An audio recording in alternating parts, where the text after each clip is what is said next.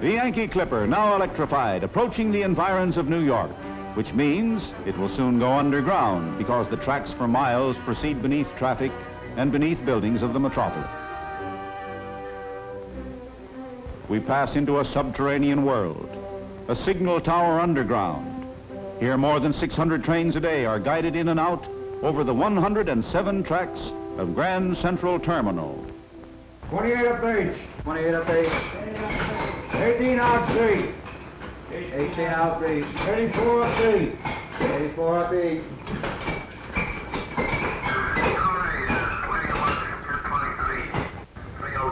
Put him on the outbound tower, C.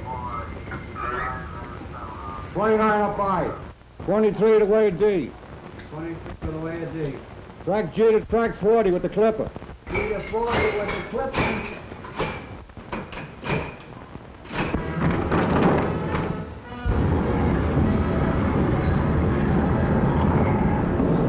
On time, as the train board indicates.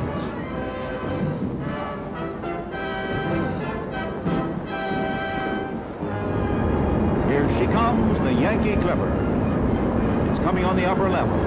There are 2 levels of underground tracks for the trains that carry 42 million passengers in and out of Grand Central Terminal every year.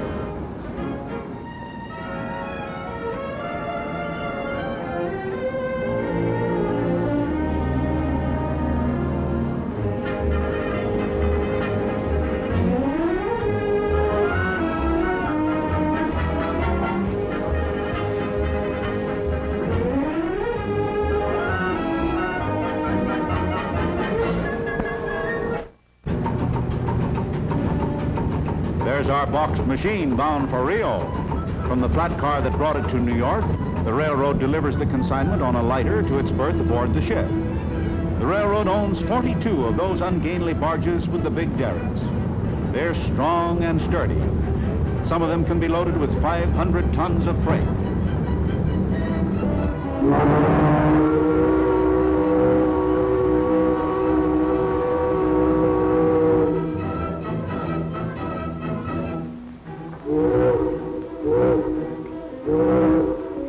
What about the tugboat? It's also railroad owned. The railroad owns 13 tugs. They're famous throughout New York Harbor. The railroad owns and operates many other pieces of marine equipment.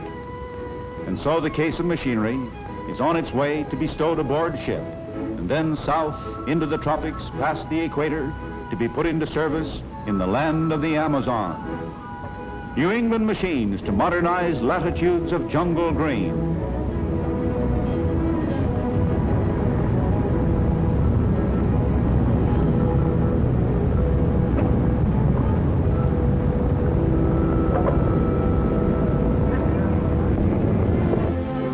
Those are 234 Western Avenue, New York. Check. I'm on her payday. That's the bicycle bought by Auntie in Boston for her nephew in New York. It's to be delivered to the lucky lad by the railroad through its pickup and delivery system. This is another modern phase of railroading.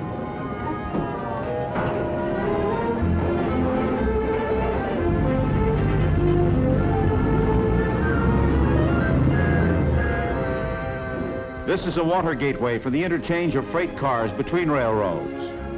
New York, the East River. When freight cars from New England are destined for points outside of New England, they may come here. They're to go over the lines of other railroads. And how is the transfer affected? We see a water phase of operation that you might not readily associate with a railroad. A car ferry, and the dock apron can be moved up and down to follow the tide. The car float arrives with cars from the New Jersey side. They're from points south and west and are destined for New England. Raw materials for the industries of New England. And the car float is locked to the dock apron.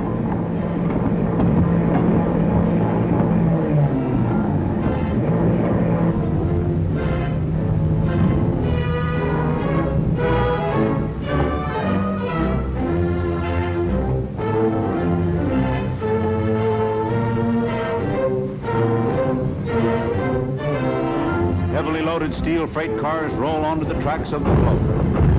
manufactured articles made in large part from raw materials brought previously into New England. On the other side of the river, they will roll similarly onto the tracks of the railroad that is to take them on to complete their journey to some point in this immense country of ours. New England carload lots bound for everywhere.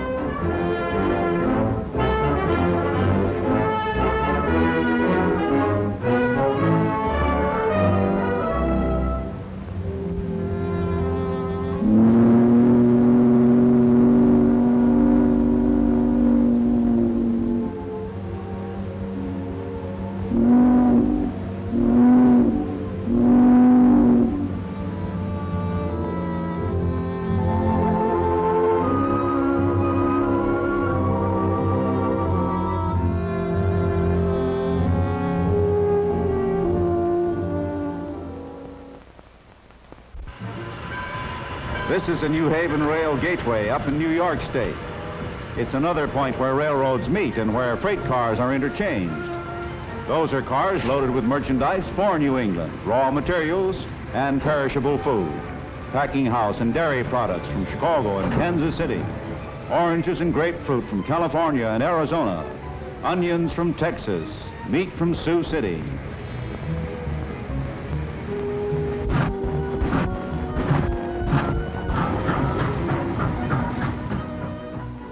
It's early morning at a New England city.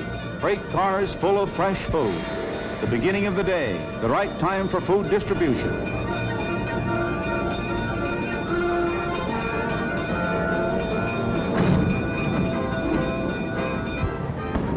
After cars are unloaded, they are pulled into the yards for inspection. Here a string of them are going to the yards to meet the keen eye of the inspector.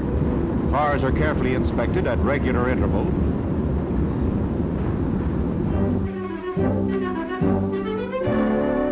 When something wrong is found, the car is tagged. Bad order, familiarly known as B.O. The car then goes to B.O. Brown's yard. Those are his real initials, appropriately. In the yard, light repairs are made. For heavy repairs, freight cars are brought to the back shops here. Wheels are pressed off the axles by the application of enormous pressure. Hundreds of tons. After being repaired to exacting standards of safety, wheels are pressed back onto their axles under pressure. No bolts or screws needed to keep the wheel securely in place. Just that enormous pressure.